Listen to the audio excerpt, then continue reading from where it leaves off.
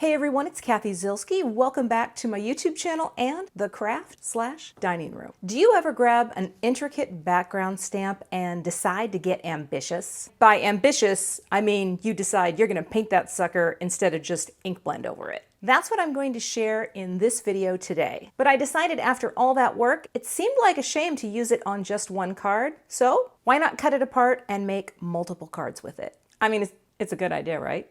That's what Jennifer McGuire would do.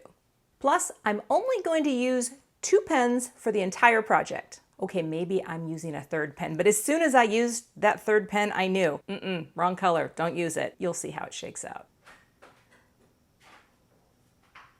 And the results turned out pretty dang cute if I do say so myself. And I do, because I literally just said that. Stick around, my festive background that's gonna get all cut up to make multiple cards, coming up next.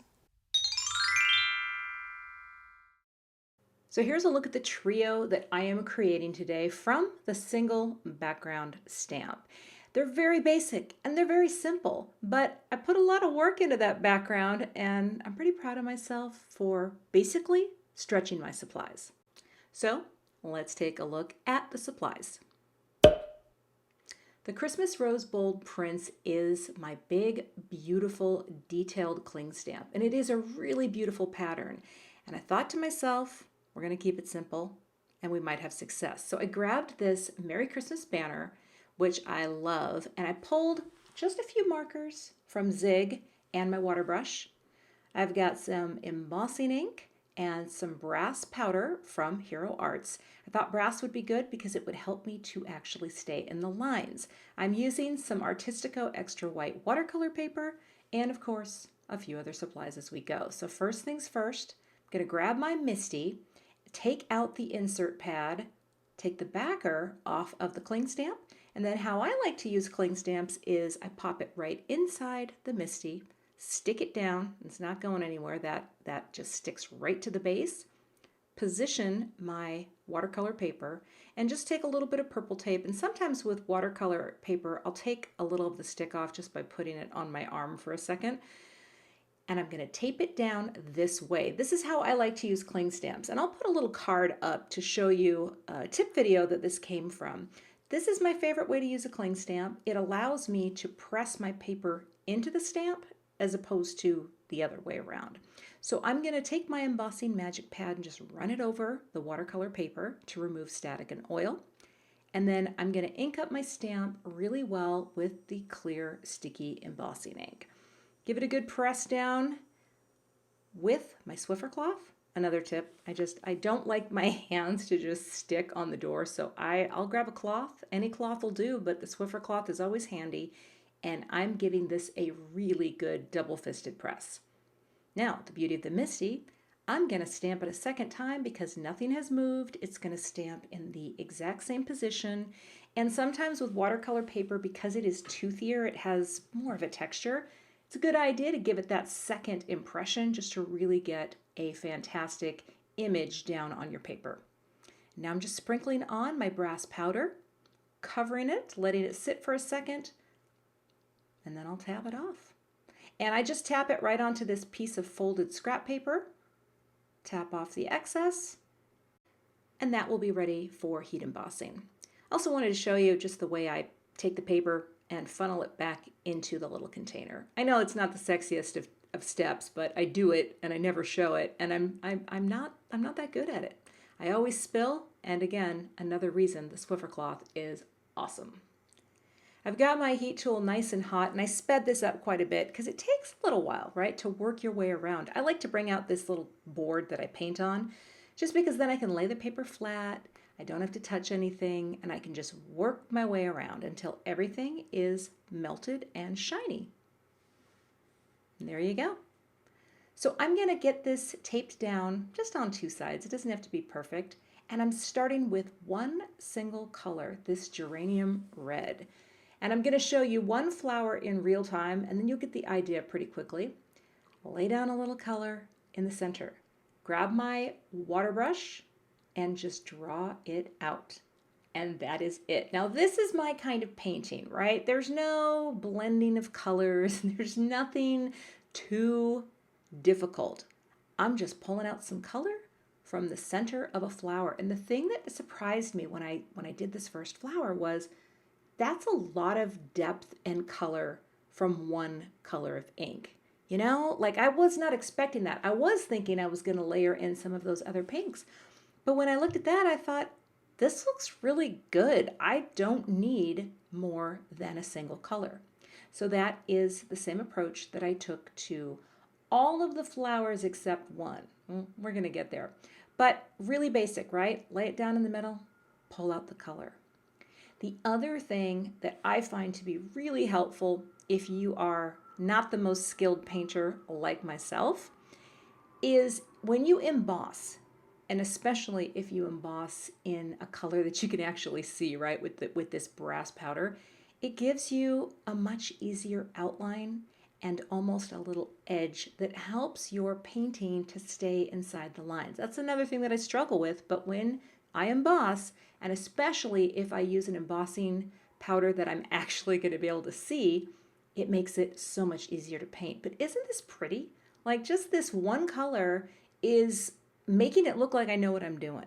Now here's where I was trying to cash the proverbial creative check that my body wasn't ready for. I did not need this color. And as soon as I laid this pink down, I thought to myself, well, there's one color and one flower, and you're going to go with this? I didn't like it from the get-go. So I thought to myself, we're going to cover up this mistake. And that's what we did. We brought that geranium red back in, and I just worked it into this flower until it looked basically like the other ones. You know, sometimes you don't know until you get into it. And that's one of the morals of this card project today. But I used the same geranium red to go around and do all the little berries. Just dropped in the color, pulled it out a little bit with my water brush. And again, when you're using one color, it makes color harmony easier to achieve. And that's the thing. I don't get really funky when I'm painting. I need it to be simple. And this is about as simple as it gets. For my leaves, I chose mid-green, and I knew once I did the first leaf, this is perfect color. We aren't going to use any other greens that we pulled. We're going to stick with mid-green, and again, the same process. Lay down a little of this color and pull it out with the water brush. And I decided even on these little skinnier leaves, same color.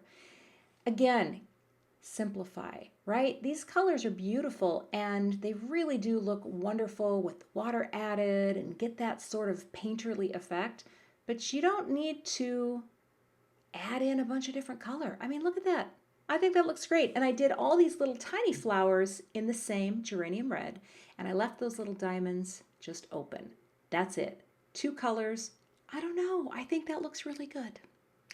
Next, it was time to choose cardstock for my project. And I don't know if you have a cardstock ring, but if you don't, make one. I do them by manufacturer, and it is the best way I know of to quickly pull cardstock samples and pick colors that are going to work. I love my swatch rings. They are super helpful. So, got my colors figured out. I pulled them, I trimmed all of the card panels, and then also scraps of each color that would fit the die cut perfectly. And I'm going to go ahead and cut out all of the Merry Christmas banners. Just going to run that back and forth a few times in my die cut machine to get a really nice clean cut.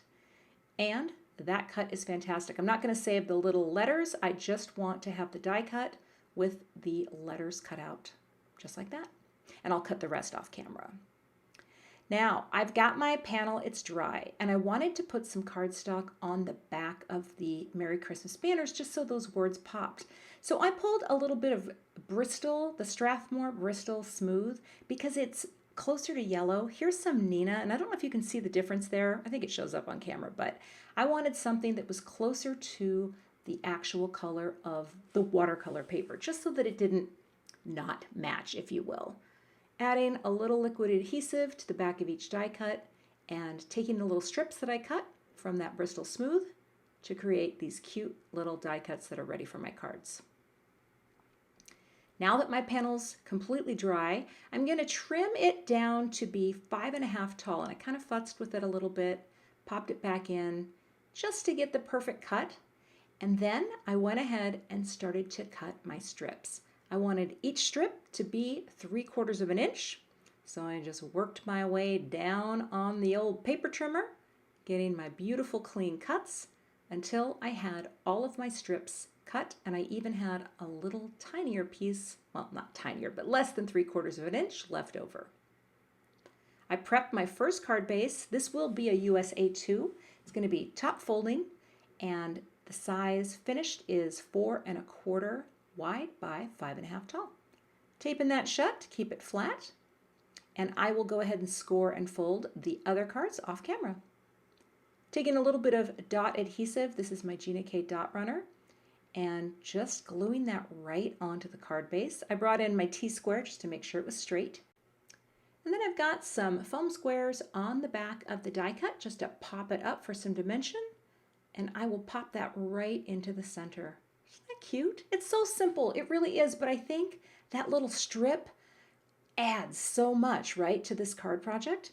To finish it off, I thought a little gold to pick up some of that gold tone in the embossing powder would be nice. So I'm just gluing on 5 sequins to the project. And I'll also put another card up for you if you're interested in a video I did about the hows and the whys of sequin and bling placement. And that is the finished card project. And I still have a couple extra strips for more cards. But you can kind of see how just from those 2 ink colors, I got 3 different cards with different colors. It's very simple, but what a great way to stretch out that fantastic background stamp. Seriously, I am channeling my inner Jennifer McGuire. And that's okay because I've learned everything I know from her. But that said, you could do this with any background stamp at all. Doesn't have to be Christmas themed. Paint that sucker, cut it apart, throw on some die cuts, and just mix up your colors, and you've got multiple cards from a single background stamp. Thanks so much for watching today. I would love to have you become a subscriber to my YouTube channel. And if you do subscribe, be sure to hit the gray bell below the video so that you don't miss the next time I post. Here are a couple other videos that you might be interested in watching. Thanks so much and have a great day.